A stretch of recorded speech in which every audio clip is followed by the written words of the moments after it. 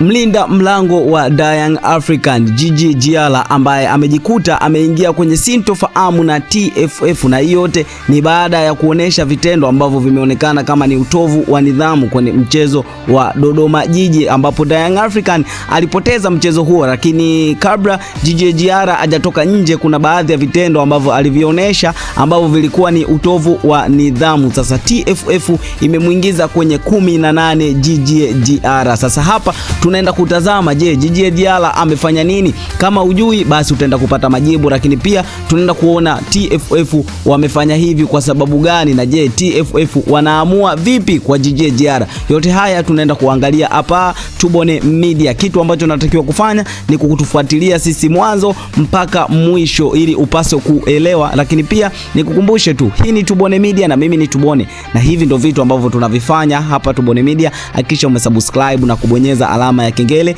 ili baadaye uwe mtu wa kwanza kupata taarifa kutoka kwetu. Sasa leo tunaenda kuangalia mlinda mlango wa Young African Djigui Diarra ambaye ameingia kwenye sintofahamu na ameingia kwenye 18 za TFF, na hiyo yote ni baada ya kuonesha vitendo ambavyo vimesadikika ni utovu wa nidhamu, na hiyo yote ni mchezo ambao ni NBC Premier League ambao uliwakutanisha Dodoma Jiji na Young African, mchezo ambao ulipigwa kule Singida, ambapo Young African amekubali kichapo cha goli 3-2. Maajabu yametokea kwenye mpira huo, lakini mnamo dakika ya kipindi cha kwanza ambapo Mwamnyeto, captain wa Young African, anajifunga goli mbele ya Djigui Diarra. Djigui Diarra alikuwa amekasirika sana na kumfokea sana Mwamnyeto, lakini pia Bakari Nondo Mwamnyeto naye alishindwa kuzuia hisia zake, ambapo ikatokea sintofahamu kati ya Bakari Nondo Mwamnyeto na Djigui Diarra, ambapo Bakari Nondo Mwamnyeto alikuwa amejifunga, lakini anamuomba radhi Djigui Diarra, bado akaendelea kumfokea. Hivyo basi Nondo Mwamnyeto naye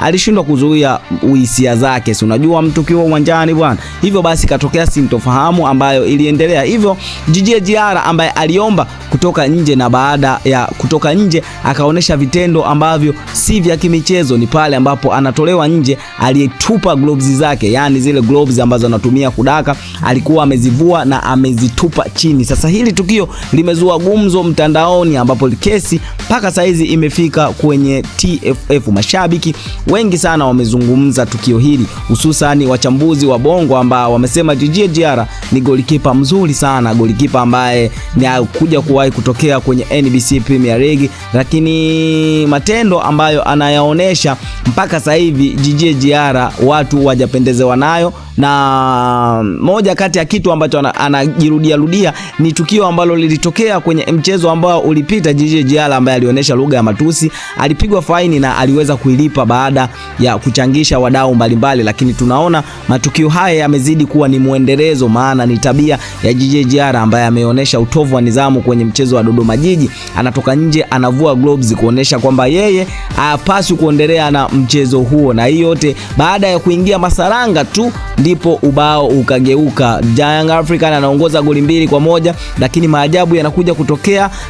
Dodoma Jiji wanapiga comeback ya goli 2 zote na hatimaye wanapata goli la 3 kwenye dakika za nyongeza. Sasa hili tatizo bwana limekuja kuzua utata miongoni mwa mashabiki, lakini pia limetia hofu miongoni mwa mashabiki ambao wanaamini kwamba Djigui Diarra yupo Young African kwa maslahi na hayupo kitimu zaidi. Sasa kesi imekuwa kubwa, imefika mlangoni kwa TFF. Masaa 72, kamati ya masaa 72 ya kinizamu tayari imeshakaa kwa ajili ya kumjadili Djigui Diarra. Sasa nini kitakwenda kutokea? Je, kamati ya masaa 72 itakuja na majibu gani kuhusiana na golikipa huyu Djigui Diarra? Yote haya tutakuletea hapa Tubone Media. Kitu ambacho kitazungumziwa na TFF tutakusogezea hapa Tubone Media ili uwe mtu wa kwanza kupata tena taarifa hizi kutoka kwetu. Hakikisha umesubscribe na kubonyeza alama ya kengele, na kufanya hivyo basi utakuwa mtu wa kwanza kupata video kutoka kwetu. Lakini pia nikukumbushe tu, hakikisha umesubscribe. Hii ni Tubone na mimi ni Tubone. Hadi wakati mwingine, keep watching. Bye bye.